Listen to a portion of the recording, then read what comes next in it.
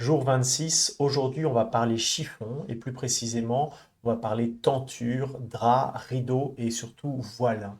Oui, parce qu'il y a un voile particulier dans la tente de la rencontre qui démarque deux zones bien différentes.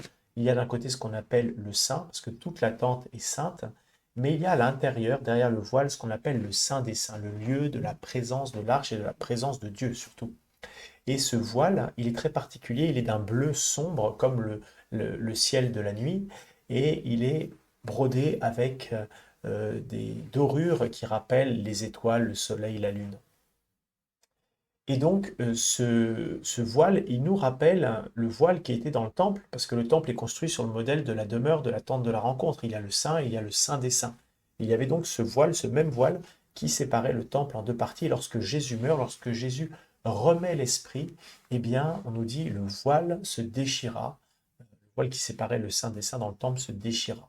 C'est l'Esprit Saint remis par Jésus qui déchire les cieux et qui donne accès à la présence de Dieu.